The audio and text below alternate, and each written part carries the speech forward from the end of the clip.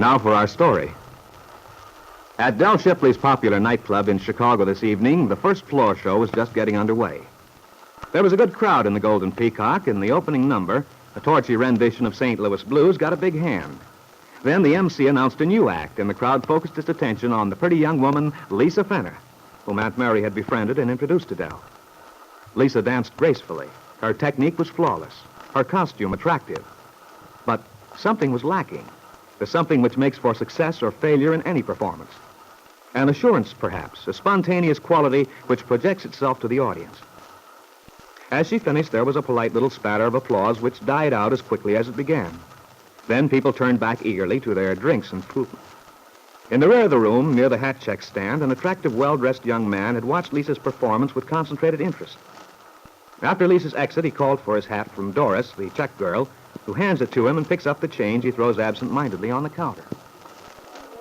Thanks, mister. Oh, say, you aren't leaving already, are you? You just got here. Yes, I am. Why? Oh, don't judge our show by that last act. It's not up to the Golden Peacock standard. Standard? I wasn't aware that they had one. Well, what I mean is, this is the Fenner girl's first night. And from what I know of the boss, it'll probably be her last. I'd advise you to let the boss decide that. Listen, I've been watching this show every night but Sunday for the last 3 years. I know what I'm talking about. I've seen them come and go. You fancy yourself quite a critic, don't you? Look, mister, she just doesn't come across. Sure, she's cute enough to look at, but... Hey, besides, what are you getting so steamed up about? What's it to you what I say? It just irritates me to hear people talking about things they don't understand, that's all. What do you know about dancing? I know when it's good, and I also know when it's lousy. That's a matter of opinion. Sure. So's horse racing. That doesn't mean you can't spot a winner from a loser once in a while. And for my money, this babe's no winner. Maybe you think you should be out there on the floor instead of behind the counter. Hey, look, mister, nobody asked you to hang around here. Besides, if you want to see the show, why don't you go in and pay a cover charge? Because I'm leaving. But if you don't want to get yourself in trouble, I'd advise you not to set yourself up as a critic. Anyone who couldn't see that Lisa Fenner is one of the loveliest, most graceful... Oh, I get it now. Well, why didn't you tell me you were in love with the gal? Why didn't you... Hey, well, I'll be darned. Wonder what's eating him. Oh, well, it takes all kinds. Meanwhile, in the little dressing room she shared with Lily Devon, Lisa Fenner was sitting before the mirror. She had a towel wrapped around her head, and as she started to remove her makeup, she was thinking... Well, it's just about what I expected. They didn't like me. Not surprised at all, but I do feel sorry about it. I did so want to make good after Aunt Mary went to all that trouble. Sent me up here to Del. And Del's been awfully decent about everything, kind and helpful. It was a wonderful break landing in a place like this right away, after being out of touch with things so long, but I knew it'd turn out this way.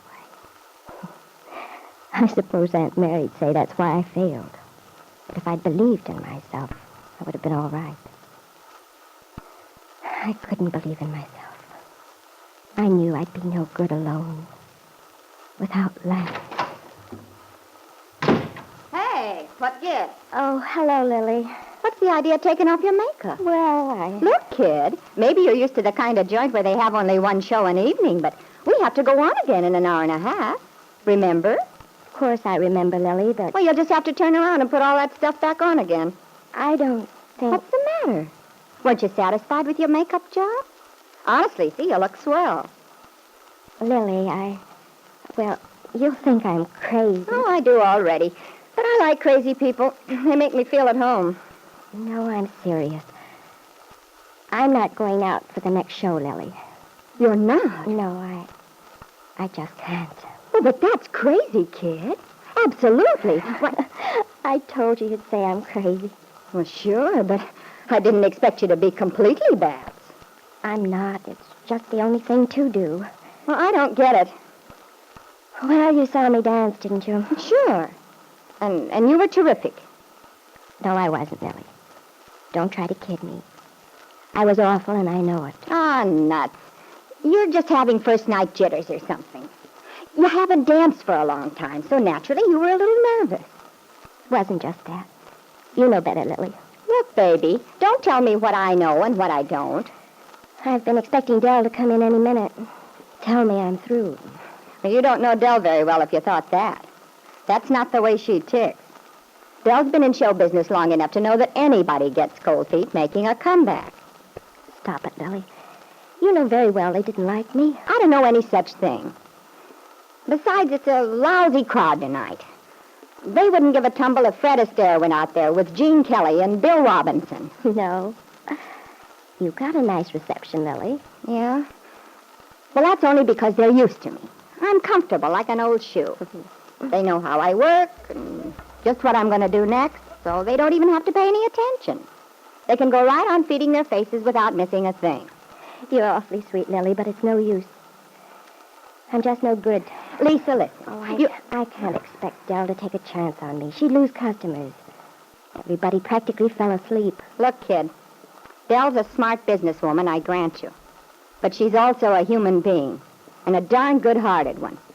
Well, she wouldn't give you the axe just because you didn't wow 'em the first night, after not working for months and months. Then that's all the more reason why I have to do it for her. Just leave of my own accord.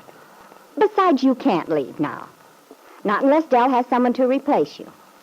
Don't you see it? It wouldn't be fair. You'd leave a big hole in the show. She'd be better off with nothing than having me out there spoiling things. Oh, I'm not surprised. I knew this would happen. It was Lance who made us a success before. I'm nothing by myself. Lance. So he was the hotshot, huh? The one the customers came to see? Yes. Well, I've got something to show you. It's a clipping I got from one of the trade sheets. Here. Lance Fenner moves on to the copper room in New York next week. Too bad Fenner's working as a single.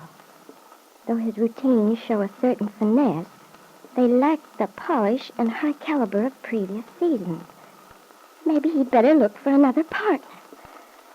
They don't know what they're talking about. Don't they? Of course not. All that about some finesse. Why, Lance is one of the best dancers in the country. He used to get rave notices wherever he played. As a single? Well, no, that's when he and I... Wait a minute. Okay. Flowers? Well, thanks, Tommy. They're for you, Lisa. For me. Yellow roses. Oh, gosh. They're beautiful. Well, there must be 3 dozen. Who sent them to you? There's no card. Oh, romantic stuff. An unknown admirer. No. There doesn't need to be a card. Well, how come? Only one person would send me yellow roses. He always did. You mean Lance? Yes. Well, then that must mean he's still here, in Chicago. He hasn't gone on to New York yet.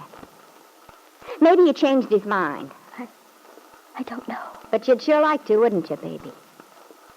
Look, kid, why don't you be smart? Smart? Yeah. Get hip. Look the guy up.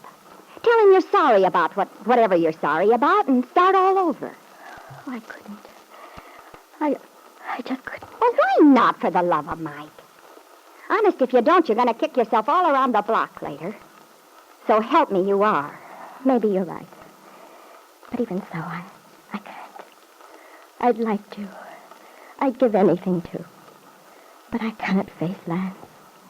Not after what I've done. Everything Lily Devon said went straight to Lisa's heart. She wanted so much to do exactly what Lily suggested. To go to Lance, tell him the truth, and ask his forgiveness for having relinquished their child, their baby son, to Kit Meade. But she didn't dare. She was sure he'd never forgive her. But if only you knew, Lisa, Lance longs for a reconciliation, too. And tonight, as he watched you dance, he was overcome with tenderness and love. Perhaps you're wrong, Lisa. Perhaps Lance would forgive you after all. But will you find that out before it's too late?